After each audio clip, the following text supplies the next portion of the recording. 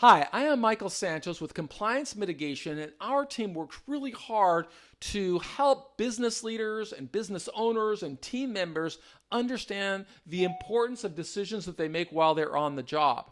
We work to try and mitigate sentences for people that face charges for white-collar crime, and through these interactions, we just find how many people that are not criminogenic, that are not setting out to commit crimes, find themselves in the crosshairs of a government investigation, perhaps something that should have ended in the civil courts, but then advanced to the criminal courts.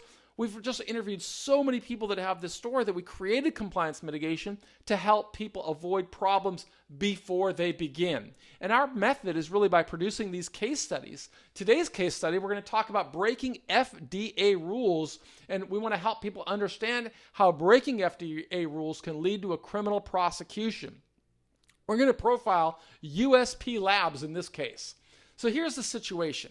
USP Labs is a manufacturer of vitamins and supplements. It creates several products that lead to exponential growth and success. Bodybuilders rely upon the signature product, Jacked, to replenish muscles after a workout. With the success of Jacked, the company grew quickly, so quickly that it faced challenges keeping up with the demand of the products that they wanted. And so the company sourced ingredients from China, claiming that those ingredients were safe and natural. The company caught the attention of the FDA after some consumers complained of health problems. And then after an investigation, the FDA warned the company to cease and desist from manufacturing the products. USP Labs agreed to the FDA's demand, yet rather than complying with the full spirit of the settlement agreement, USP Labs made minor changes to the product's formulas and changes the label to circumvent the FDA's order.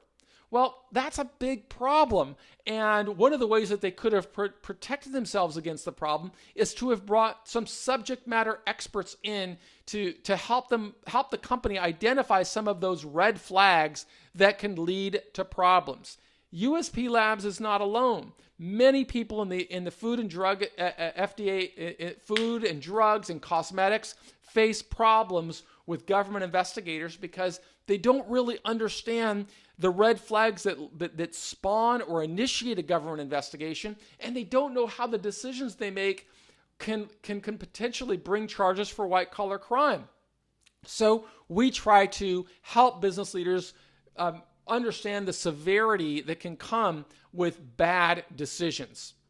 When we talk about state of the industry, we talk about laws governing businesses that may be subject to interpretation. Due to vagaries in the law, certain businesses, such as manufacturers of nutritional supplements, face higher levels of risk. It's not only this area. Think of the cryptocurrency industry. Think of the cannabis industry. These are fast-growing industries, and legislation isn't always keeping up with them. Business owners should know that agencies may modify guidelines at any time, but companies bear the responsibility of staying on top of those changes. Their knowledge of the industry and their training may help corporate leaders avoid serious consequences that follow for people that do not comply with the changes. The FDA pays close attention to companies that are operating in the industry of nutritional supplements. A 2019 article in Men's Health pointed to a report in the Journal of Adolescent Health noting that roughly 1,000 people under the age of 25 reported medical issues linked to the supplement use between 2005 and 2015. FDA records revealed that 40% of those patients experienced severe health events, such as hospital visits or disability, with 166 hospitalizations and 22 deaths that were linked to supplements. And that's only in young adults.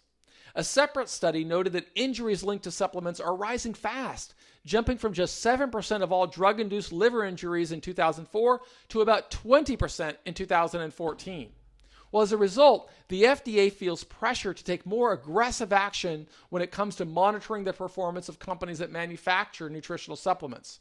A recent case targeted the manufacturer of selective androgen receptor modulators, SARMs.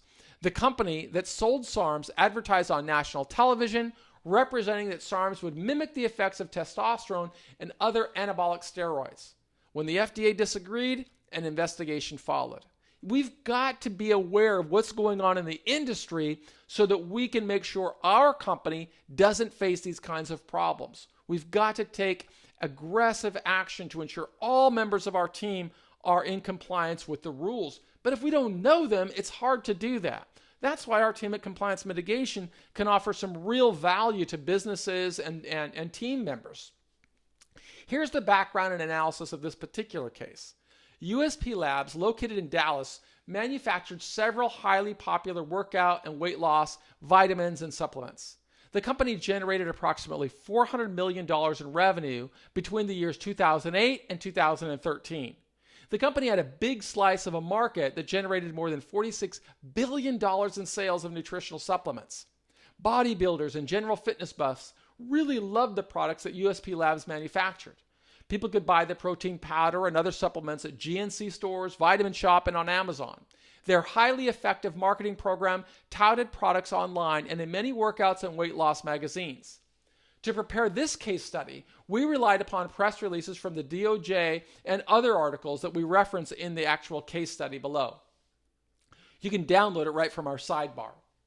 Well, when USP Labs introduced its product to the bodybuilding world, they touted the products as being the best natural, non-steroid, non-prohormone anabolic product money could buy. The company promoted the products as revolutionary insofar as that a consumer could get the desired results of massive growth without taking steroids. USP Labs claimed to have mastered the trick of creating a highly anabolic product without suppressing the body's own natural production of testosterone. That's important because once somebody takes steroids or prohormones and then stops, the person needs to take something to bring the natural systems back online, because what's being taken actually shuts those down. And these are just, records that we're getting from the government. According to in-house studies from USP Labs, users could expect to start feeling the results from the products around week 3. Then, according to the company, the person would start hitting personal bests and feeling a difference in muscle strength and growth. Competition in the industry led the company to perpetually search for the next miracle ingredient. That search focused heavily on ongoing research and development with Chinese manufacturers. If the company found an ingredient they believed to be promising, the company quickly rushed into production. It didn't test the safety of the new product sufficiently. Problems began cropping up in 2013. Some users of products that USP Labs manufacture began experiencing liver issues. In fact, the CDC identified 97 people with acute non-viral hepatitis. The CDC suspected that the liver deterioration related to the use of Oxy Elite, a top-selling USP Labs brand. Several patients died.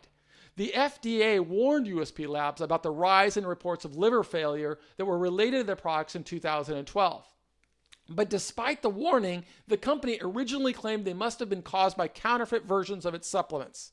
FDA came back, warning the company that, according to the FDA agency, they believed the company's ingredients were synthetically derived and therefore a chemical as opposed to an all-natural ingredient, as the company claimed.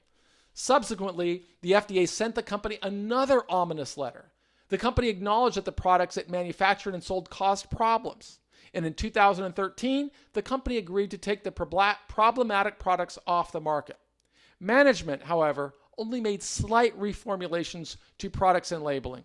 The company hoped to lessen the risk of liver damage while retaining the product's touted efficacy. The FDA regulates all prescription and non-prescription drugs in the United States. Historically, the agency has treated dietary supplements more like special foods because the FDA does not consider supplements drugs. The agency does not require manufacturers to go through the same strict safety precautions as drug manufacturers. All prescription drugs go through rigorous trials and testing before consumers can access them. With dietary supplements, those safety precautions do not exist.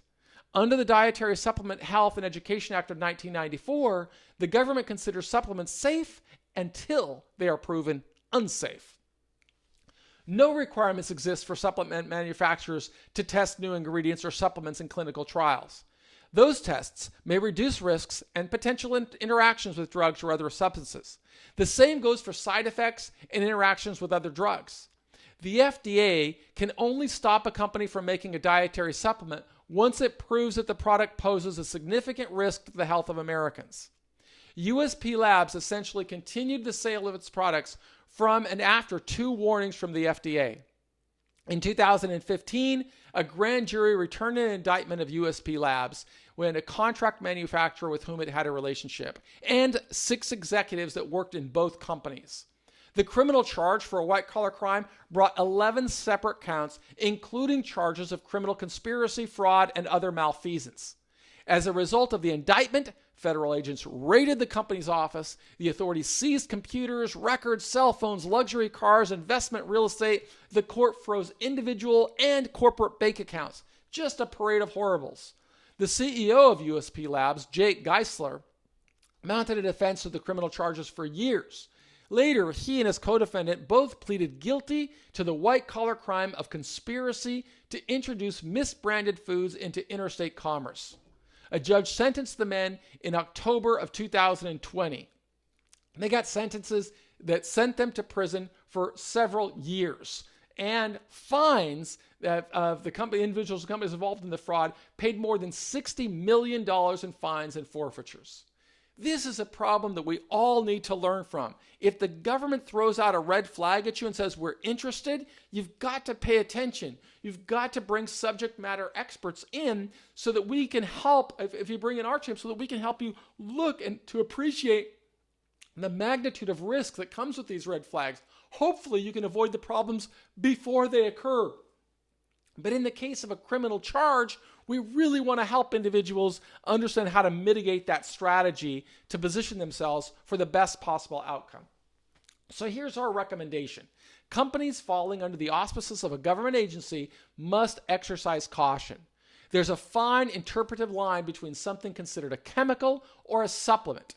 And fighting an unfavorable interpretation, whether civilly or criminally, can lead to enormously high costs. How a company stays on top of and adheres to federal guidelines can critically impact a company and the individuals working for the company. It's good corporate practices for companies to prioritize product safety.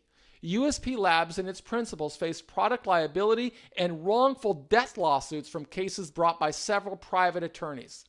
In addition to criminal sanctions, all too often the corporate executives are also highly focused on making money that they forget about the steps required to retain that money, let alone concern themselves with potential impairment in people's lives.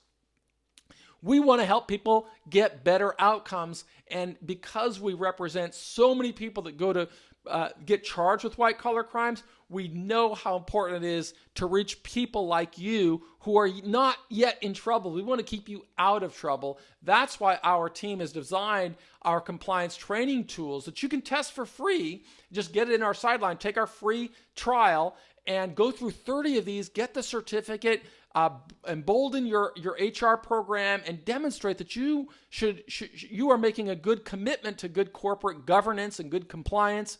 And these are steps that would work in your favor if, God forbid, a government investigation ever comes. Our team has gone through government investigations and we've gone through prison. That's why we know how to help people avoid it. We did the time so you won't have to. I am Michael Santos with Compliance Mitigation, and I hope to hear from you.